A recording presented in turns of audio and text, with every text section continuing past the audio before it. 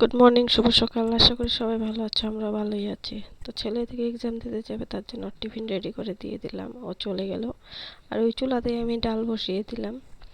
তো ডালটা ভেজে নেব আগে, তারপর ধুয়ে বসিয়ে দিব। তো রান্না বান্না শেষ করে আমি এখন কিচেনটাকে গুছিয়ে নেব, পরিষ্কার করে নেব, তারপর যাব কাপড় ধুতে। আবার মেশিনেও বসতে হবে, একটু আমার একটা কাজ আছে আজকে, দিতে হবে। তো আমার কিচেনের সব কাজ শেষ। এখন আমি ওই ড্রেসটা খুলে বাসি ড্রেসটা পরে নেব, তারপর যাব কাপড় ধুতে। তো ড্রেস খুলে আমি চলে এসেছি কাপড় ধুতে। কাপড় ধুয়ে যাব আবার ছাদে মেলতে। আর ওইদিকে মেয়েকে বলছি তুই ঘরে খেলতে থাক আর টিভি দেখতে থাক।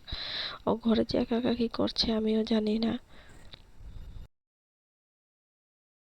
তো আমার কাপড় ধোয়া শেষের দিকে।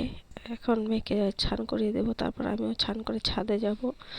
তো ছাদ থেকে নেমে এসে মেয়েকে খাইয়ে দাইয়ে আমি বসে পড়লাম মেশিনে, কারণ কি এটা নিতে আসবে 3টার দিকে।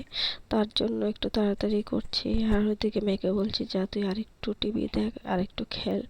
তো ঘরে যাচ্ছে একবার, বাইরে যাচ্ছে একবার, এইভাবেই খেলাখেলি করছে। আর আমার কাজও করছি আর ওকে খেয়ালও রাখছি, নাহলে ব্যথা ব্যথা পেয়ে যেতে পারে। তো সেলাইটা শেষ করে এসে দেখি এই ঘরে মেয়ে নাচানাচি করছে, একবার চেয়ার উঠে একবার চেয়ারে ঘুম আসে, কি করে না করে পড়ে যাবে কিনা বলো তো তোমরা। ওকে যতই না করছি ও ততই বেশি লাফালাফি করছে। দেখো, জানলাটা ধরে নিয়েছে এবার। তো বিকালে ঘুম থেকে উঠে চা নাস্তা করে বসে গেছি একটা কাপড় কাচতে, কারণ কি মেয়ের তো আর পড়াশোনা নেই, পরীক্ষা এক্সাম শেষ, ওর তো নেই, ছেলের আছে, তো ছেলে পড়তে বসেছে।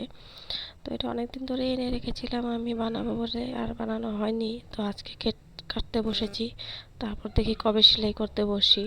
তো পরের ব্লগে আবার দেখা হবে তোমাদের সাথে। ভালো লাগলে লাইক করে দিও, সাবস্ক্রাইব করে দিও। Tata, bye bye, good night.